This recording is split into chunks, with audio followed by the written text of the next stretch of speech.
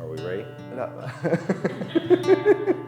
Is this like the effect of me and this glowing light? For us, sorry. Hey, I did it again. Hello. Hi, Hey there. My name's Scott Kiernan, and I'm Director of Operations at Youth for Christ Lebanon. my name is Yusuf Jouni, and I serve with School Ministry and Social Media team. I'm Haley Juni, and I serve with YFC Lebanon as part of the school ministry and social media team. The YFC Vision is to reach every teen in Lebanon. And we all know that when COVID hit, it was so hard to do that because everyone was locked down in their houses. So we realized that every teenager in Lebanon has one of these and spends a tremendous amount of time on social media. We know that that's where the teens are at, so we wanted to be able to produce God-glorifying, clean content that would hopefully eventually lead teens to the gospel. So when we started off, we were using all the platforms. We were producing all sorts of content for all the various platforms, from Facebook to Instagram, TikTok. Then we eventually started to move more towards YouTube because we realized that we couldn't do as long of videos, and teenagers will only watch certain length videos on different platforms. So that was something we had to do more research on over time. If you're planning to try social media ministry, this will encourage you.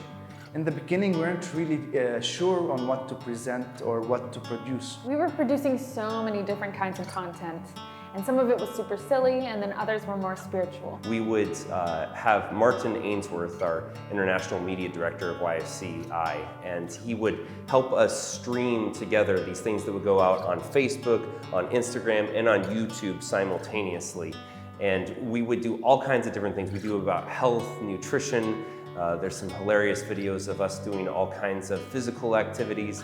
We pulled teens into it and interviewed them and went out live that way. And that had, to a certain degree, some success that we saw. We got to know some teenagers. But we found that we really needed to refine what we were producing and where we were posting it. So we decided to put more short-form content on Instagram and long-form content on YouTube. With our Instagram, we've decided to use our YFC Lebanon page as more of discipleship, so encouraging youth in their faith, posting verse photos, as well as answering questions through direct messages. But then on our YouTube, we decided to use it more as long-form outreach and ways to encourage as well as connect with youth all over Lebanon. But we also used a platform that we didn't mention before, which was Zoom. We utilized it in a different way where we were meeting with the schools and doing Dare to Asks. It's a place where we would let the youth just ask random questions or related to a specific topic, but anything that would come to their mind and they want answers to, or even discuss it together as like somebody who would listen to them. When we started doing this project, we realized one of the big things we needed was some physical equipment. We just used everything around us to create content. Now at the beginning it was simple stuff like microphones and tripods, but then later on it got to more advanced equipment like how do we have sophisticated cameras and studios and other things that we're moving more into now. And now we have a person who is hired to do full-time media for us. But remember, it all started with a small thing. Posting regularly and having a schedule will really push your content and help your channel or platform really grow. As well as if you need to advertise online, those are going to cost funds as well. One of my encouragements to countries that are looking at doing this thinking we don't have $1 million to do this, the good news is social media does not take $1 million budgets, especially not at the beginning. So it can be simple, it can be a couple $100 you can start with and then move from there to a couple $1,000s.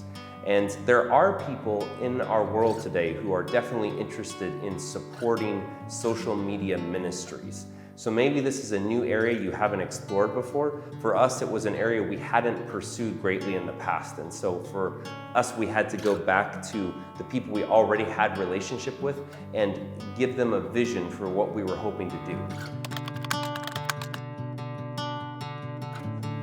Sometimes it's hard on social media to actually see any outcomes, to know where it's going, who it's reaching, but don't be discouraged if that happens to you, because we have found that as we've spent time in prayer and as we've continued to push and make our content, that we've gotten really great responses, both in comments as well as direct messages.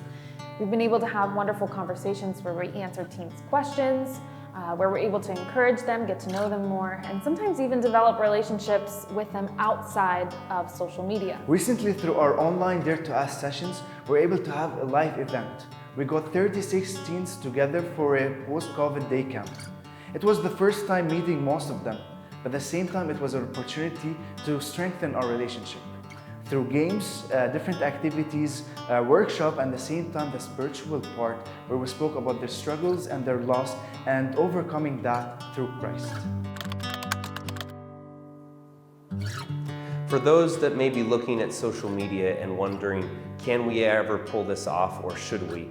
Let me encourage you by saying, yes, if a tiny country like Lebanon, we might have grown a lot in the last few years, but if we can do it, you can do it where you're at. You don't need to start big, start small and do something quality.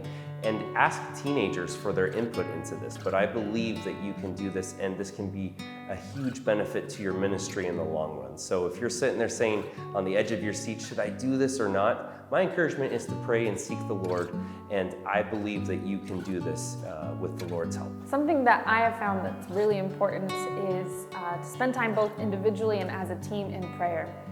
It's very hard to lose focus or to not see the strategy in front of what you're trying to accomplish, but prayer really helps us to align our vision and to really remember who and what we're doing this for. I actually encourage you to start today, even if you're going through hard times and you're not really sure from where to start. But at least remember who you're doing it for and why you're doing it, and then push more. You'll get there.